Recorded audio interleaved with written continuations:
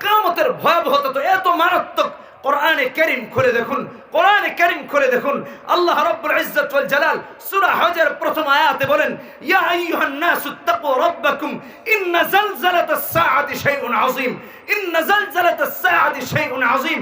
আল্লাহ সেই কিয়ামতের কসম করেছেন, সাধারণ এই লেবাননে একটা বোমা ব্লাস্ট হয়েছে, তাতে পুরো বৈরত সিটি নিঃশেষ হয়ে গিয়েছে, অস্তিত্বহীন হয়ে গিয়েছে। আর যেদিন পুরো পৃথিবী ধরার মতো উঠতে থাকবে, কোথায় চাঁদ, কোথায় তারা, কোথায় আকাশ, কোথায় ভূমণ্ডল, কোথায় নবমণ্ডল, সব তোলার মতো উঠতে থাকবে। এই কিয়ামত সম্পাদন আল্লাহ তাআলা করাবেন। আল্লাহ এই জন্য কসম করেছেন, ওয়াল ইয়াউমিল মাউউদ আই ইয়াউমুল কিয়ামা, কিয়ামত দিবসের আল্লাহ কসম করেছেন। তবে শুধু কিয়ামত দিবসেরই কসম করেন নাই, কিয়ামতের বিশেষ 3টি মুহূর্তের কসম করেছেন, কিয়ামতের বিশেষ 3টি মুহূর্তের কসম করেছেন। তার মধ্যে 1 নম্বর হলো, সমস্ত মানুষগুলো যখন কবর থেকে উঠবে, একমাত্র কবর থেকে ওঠার পর নিজের চিন্তাই থাকবে, বাবার চিন্তা থাকবে না, মায়ের চিন্তা থাকবে না, বোনের চিন্তা থাকবে না, প্রতিবেশী পড়োশী কারো চিন্তা থাকবে না। আম্মাজানের হাদিস থেকে তো এটাই প্রমাণিত হয়, সমস্ত মানুষ উলঙ্গ থাকবে, সবাই শুধু নির্দিষ্ট গন্তব্যের দিকে দৌড়াবে, যা কিনা আল্লাহ তাআলার বক্তব্যে আরো সুস্পষ্ট হয়ে ফুটে উঠেছে। কোরআনে কারীম খুলে দেখুন, সূরা মাআরিজ 43 নম্বর আয়াতে আল্লাহ বলেন, ইয়াউমা ইয়াখরুজুনা মিনাল আজদাসি সিরআ কান্নাহুম ইলা নুসুবি ইউফিদুন, কান্নাহুম ইলা নুসুবি ইউফিদুন। ইমাম কুরতুবী আলাইহির রাহমা তার তাফসীরে কুরতুবীতে উল্লেখ করেন যে কিয়ামতের 3টি মুহূর্তের কসম আল্লাহ ওয়াল ইয়াউমিল মাউউদ দিয়ে করেছেন। তার মধ্যে একটা হলো, সমস্ত মানুষগুলো যখন কবর থেকে বের হয়ে নির্দিষ্ট গন্তব্যের দিকে দৌড়াবে, ডানে তাকানোর সময় নাই, বামে তাকানোর সময় নাই, পিছনে তাকানোর সময় নাই। একটু চিন্তা করে দেখেন, এটা একটা মুহূর্ত। আর আরেকটা মুহূর্ত হলো, এই কিয়ামত যিনি ঘটাবেন তার শক্তি কেমন, তার শক্তির বিশালতা কেমন, তিনি কেমন অসীম শক্তির অধিকারী।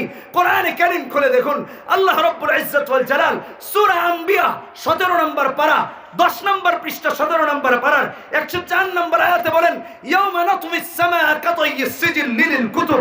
কাগজকে যেভাবে হাতের মুঠোয় নেওয়া যায়, আমার আল্লাহ তাআলা নবমণ্ডল ভূমণ্ডলকে মুহূর্তের ভিতরে তার কুদরতি হাতে নেওয়ার মতো ক্ষমতা রাখেন। আল্লাহ তাআলা তো এমন সুবিশাল শক্তির অধিকারী, তিনি তো এত ক্ষমতাবান, এত ক্ষমতাবান। অতএব আল্লাহকে ভয় করেন। 3 নম্বর মুহূর্তের কসম আল্লাহ এই জন্য করেছেন, সেদিন একমাত্র উকিল হবেন আপনার আমার কলিজার টুকরা নবী, আপনার আমার কলিজার টুকরা নবী। সবাই গিয়ে রাসূলের কাছে হাজির হবে আর বলবে, হে আল্লাহর রাসূল, বিচার যেন কায়েম হয়, আপনি একটু সুপারিশ করেন। তার আগের বিশাল ইতিহাস, কেউ কেউ গিয়ে হাজির হবে, হে আল্লাহর রাসূল, আমাকে সুপারিশ করে জান্নাতে ঢুকান, আমাকে সুপারিশ করে আমাকে হাউজে কাউসারের পানি পান করান। ইয়া নফসি বলে দৌড়াবে। আমি সাবধান করে দিতে চাই যে আল্লাহ তাআলা এই কিয়ামতের কসম করেছেন, মনে রেখো, সেদিন নবীর সামনে গিয়া সুপারিশের কাঙাল হয়ে দাঁড়াবা। তবে যারা আল্লাহ রাসূলের দুশমন, আরে মুহাম্মাদের দুশমন, রাসূল তাদের বিরুদ্ধে সুপারিশ করে জাহান্নামে ঢুকাবেন, জাহান্নামে ঢুকাবেন, জাহান্নামে ঢুকাবেন।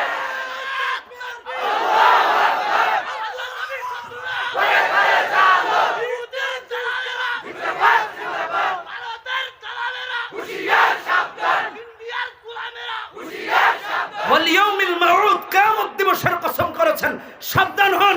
এখন তো ওয়ারাসাতুল আম্বিয়াদেরকে গালি দেওয়া হয়। গালি কি এতই সস্তা হয়ে গিয়েছে মুসলমানের জবানে? কোন কিতাবে আছে বলেন? গালি দেওয়ার কথা কোন কিতাবে আছে? সাবধান হন, এদেশের আলেমরা ভেসে আসে নাই। মনে করবেন না যে আমি একজনকে এখানে দেখে আমি একা, না, এরা সবাই আছে। এত সরল মনে করিয়েন না, আর এত সহজ মনে করিয়েন না, সাবধান হন। ওয়াল ইয়াউমিল মাউউদ, কিয়ামত দিবসের কসম করেছেন।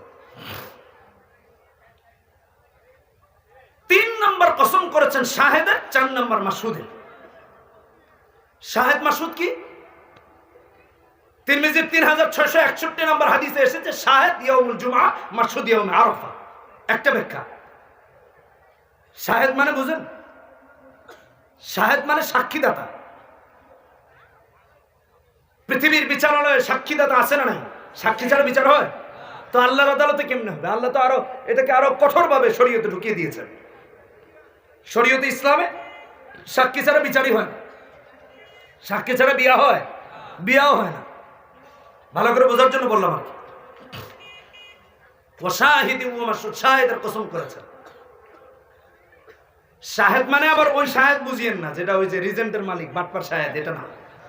অনেকে তো চিন্তা করতেছে হুজুর এই সূরাটার নাম কেমনে এলো কোরআনে, বুঝেন নাই কথা? ওই শাহেদ আর এই শাহেদ এক না। এই শাহেদের অর্থ খুব মারাত্মক।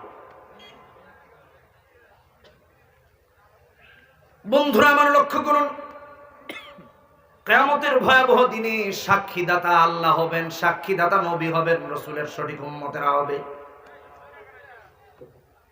সাক্ষীদাতা নিজে নিজের বিরুদ্ধে হবেন, সাক্ষীদাতা আপনার প্রতিটা অঙ্গ প্রত্যঙ্গ আপনার বিরুদ্ধে অথবা আপনার পক্ষে হবে। এত সহজ মনে করবেন না। আল্লাহ এই জন্য শাহেদ আর মাশহুদের কসম করেছেন।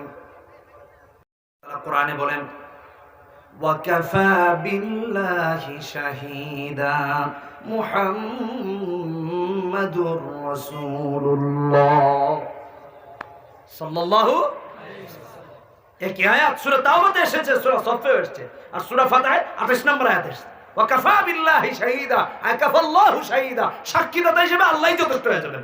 অতএব খবরদার, সাবধান হন, গালি দিয়েন না, আলেমের বিরুদ্ধে দাঁড়ায়েন না। আল্লাহ সেদিন সাক্ষী দিবেন তুই বেয়াদবি করেছিস, সুযোগ পাবেন না ছাড় পাওয়া। 2 নম্বর সাক্ষীদাতা নবী হবেন। যে নবী সাক্ষীদাতা হবেন তার ওয়ারিসদেরকে নিয়ে আজে বাজে মন্তব্য করবেন না। কোরআনে হাকিম খুলে দেখুন। আমার কথা তো আপনাদের কাছে খারাপ লাগতে পারে, কোরআনের কথা তো আর মিথ্যা না। 22 নম্বর পারা সূরা আহজাব 3 নম্বর পৃষ্ঠায় আল্লাহ তাআলা 45 নম্বর আয়াতে বলেন ইয়া আইয়ুহান নাবিয়্যু ইন্না আরসালনাকা শাহিদা ওয়া মুবাশশিরান ওয়া নাযীরা। শাহিদ আল্লাহ রাসূল নিজে হবেন, নবীজি শাহিদ হবেন, সাক্ষীদাতা হবেন। এই কান খাড়া করে শুনেন, ওয়াজ বাড়িতে নিয়ে যান। আজকে যে বেয়াদবি করছেন, গালাগালি করছেন, কোরআন হাদিস মতো চলছেন না, আল্লাহ রাসূল নিজে সাক্ষীদাতা হবেন। আল্লাহ এদেরকে ধরো, ওগুলো আমার কথা শুনে নাই, আমার সুন্নত মানে নাই, বরং আমার ওয়ারিসদেরকে গালাগালি করছে, ধরো। ভালো করে শুনে যান, এটা তো আমার বক্তব্য না, এটা কোরআনে কারীমের বক্তব্য। ইন্না আরসালনাকা শাহিদা। কোরআনে হাকিমে আল্লাহ তাআলা অন্য আয়াতে সূরা নিসা 41 নম্বর আয়াতে বলেন فكيف إذا جئنا من كل أمة بشهيد وجئنا بك على هؤلاء شهيدا فكيف إذا جئنا من كل أمة بشهيد وجئنا بك على هؤلاء شهيدا। শুধু রাসূল সাক্ষীদাতা হবেন না, রাসূলের হক পথ চলা উম্মতেরও সাক্ষীদাতা হবে। সাবধান, সাবধান। এই 2021 সালে রাসূলের আশিকে রাসূল, রাসূলের আশিক, রাসূলের প্রেমে মত্ত, রাসূলের প্রেমিক উম্মতেরা যখন কোরআনের পক্ষে দাঁড়ায়, রাসূলের পক্ষে দাঁড়ায়, যারা গালি দাও হাসরের মাঠে তারাই তোমাদের বিরুদ্ধে সাক্ষী। সাবধান, হিসাব নিকাশ করে কথা বলো, এগুলো কোরআনের আয়াত। কোরআনে কারীমে আল্লাহ তাআলা অন্যত্র বলেন শাহেদের কসম আল্লাহ এই জন্য করেছেন, এর ভয়াবহতাটা এত মারাত্মক, শাহেদ নিজে হবে। কোরআনে হাকিম খুলে দেখেন, সূরা বানী ইসরাঈল 14 নম্বর আয়াতে আল্লাহ বলেন ইকরা কিতাবাকা কাফা বিনাফসিকাল ইয়াওমা আলাইকা হাসিবা। কিয়ামতের ময়দানে যখন দাঁড়াবে, এত হিম্মত তোমরা কোথায় পাও? আমলনামাটা আল্লাহ হাতে দিবেন, কার ডান হাতে যাবে কার বাম হাতে যাবে কেউ জানে না। যার বাম হাতে গিয়েছে তার কপাল পুড়েছে। সাবধান হও। ছোট্ট ছোট্ট পোলাপানরা দেখে ওরা আলেমদেরকে গালাগালি করে, কোরআনের বিরুদ্ধে অবস্থান করে। খুব স্বাভাবিক রিজন। একটা মোটরসাইকেল একটা বাইসাইকেল পাইলে 2-1 নেতার পিছনে ঘুরে ঘুরে মসজিদের ইমামের পিছনে গালাগালি করে। বাস্তব কথা বলতেছি। সাবধান হও। ওই কিয়ামতের দিন সূরা বানী ইসরাঈলে 14 নম্বর আয়াতে আল্লাহ বলেন ইকরা কিতাবাক, আমলনামাটা হাতে ধরিয়ে দিবেন আর বলবেন পড়। কাফা বিনাফসিকাল ইয়াউমা আলাইকা হাসিবা। আজকের দিনে তোর সাক্ষী হিসেবে তুই নিজেই যথেষ্ট হয়ে গেলি। গুনাহগার বান্দা নেককার বান্দা নিজের আমলনামা পড়তে থাকবে, সওয়াব করলে সওয়াবের লাইন পড়বে, আর যদি গুনাহ করে গুনাহের লাইন পড়তে থাকবে। কারণ তো আল্লাহর সামনে কেউ বেইনসাফের শিকার হবে না। আল্লাহু আকবার। ইকরা কিতাবাক কাফা বিনাফসিকা আল-ইয়াওমা আলাইকা হাসিবা। আল্লাহ আজকের দিনে তুমি তোমার সাক্ষী হিসেবে যথেষ্ট। এই আমার নওজোয়ান যুবকরা, এই দোস্তরা, শোনো খেয়াল করে, ভালো করে এগুলো কানে একটু জায়গা দাও, তাহলে ভবিষ্যতে নাজাতের কারণ হবে। একটা আয়াত নাজাতের কারণ হয়ে যাবে। সাবধান হয়ে শুনো। শুধু এখানেই না, অবৈধ টাকা দিয়ে ঘড়ি কিনে দামি দামি, জামা কাপড় কিনে দামি দামি, আর খালি ফুটানি করে। কারো জায়গা আত্মসাতের টাকা, কারো হক মারা টাকা, কারো আবার পুল ব্রিজ মারা টাকা। কথা বলেন ঠিক কিনা বেটি? আবার দেখা যায় জনগণের রাস্তার ঢাকলেই মারা টাকা, অভাব নাই, যেখানে যায় খালি ফুটানি করে।